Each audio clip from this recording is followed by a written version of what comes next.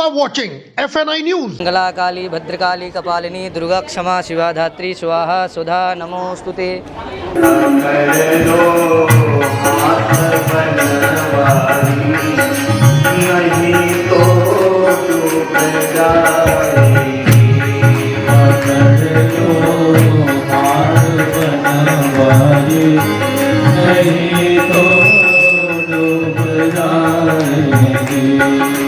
हरी है पाप की गठरी हमारे सर पे ये भारी। हरी है पाप की गठरी हमारे सर पे ये भारी। हमारे सर पे ये भारी। हमारे सर पे ये भारी। वचन पापों का है भारी। वचन पापों का है भारी। इसी में डूब जाए। वचन पापों का है भारी। इसे कैसे बुझाएंगे।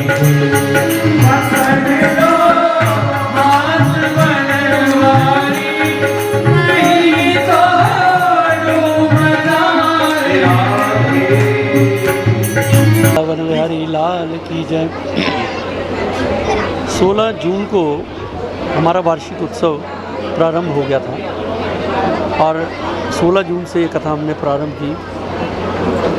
हमारे व्यास श्री नवल किशोर जी महाराज, उनके द्वारा आज 22 जून को इस श्रीमद् भागवत कथा ज्ञान यज्ञ का समापन हुआ।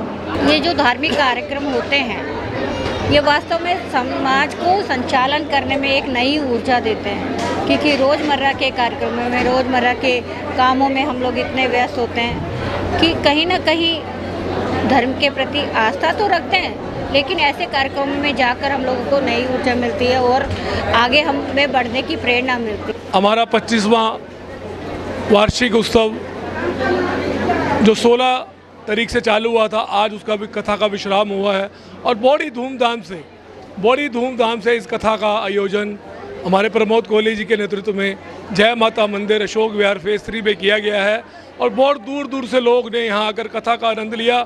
हमारे व्यास जी जो बड़े नवल किशोर शर्मा, बड़े गुणवान विद्वान व्यास जी हैं, उन्होंने बहुत सुंदर यहाँ भक्ति का समा बांधा।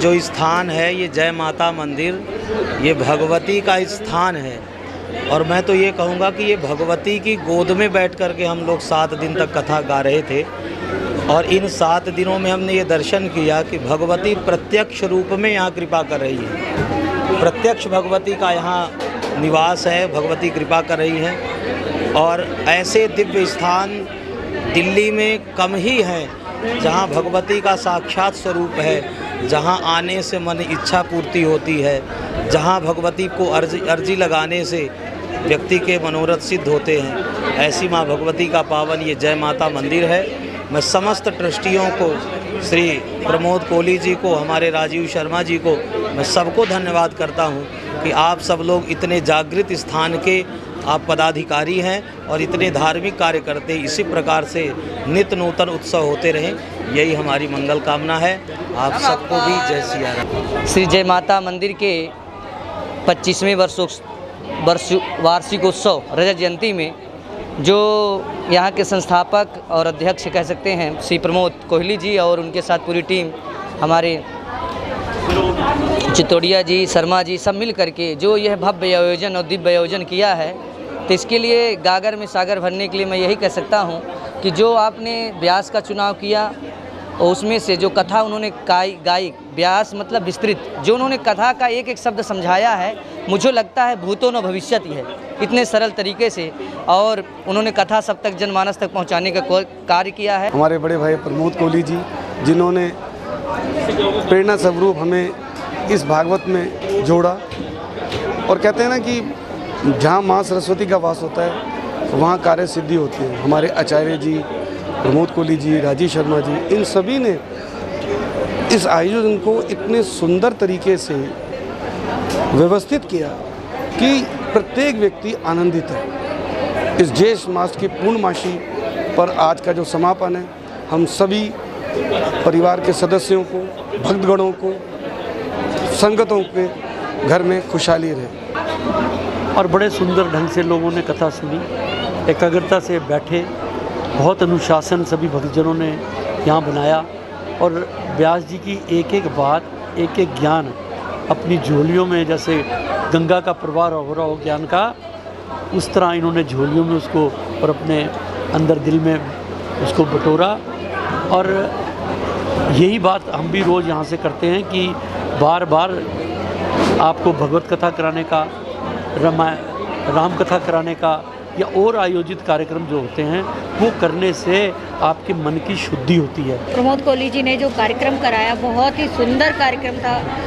यहाँ पर माता मंदिर में हमेशा ही कुछ ना कुछ कार्यक्रम होता रहता है, लेकिन ये जो भागवत यज्ञ रखा गया, इसमें आचार्य नवल किशोर जी ने बहुत ही सुंदर शब्दों में ज्ञान को बांटा। कौन कहता है कि आसमान में छेद नहीं हो सकता, एक पत्थर तो जोर से उछालो यारो। तो ऐसा कार्यक्रम की व्यवस्था, संचालन हमारे भाई प्रमोद कोहली जी ही कर सकते हैं। महिलाओं को बांध के रखना, कहते महिलाएं तो जहाँ 4 महिलाएं हो चुप नहीं रहती, लेकिन इतना अच्छा यहाँ पर अनुशासन रहता है। सब बड़े भाई प्रमोद कोहली जी को अपना बड़ा भाई अग्रज मानते हुए बड़ा इनकी रिस्पेक्ट करते हैं। और मैं तो भगवान से यही कामना करूंगी कि इनको इसी तरीके से स्वस्थ रखे और आगे कार्यक्रमों में करने की प्रेरणा आगे तक पहुंचती रहे। ईश्वर इन पर आशीर्वाद बनाए रखे।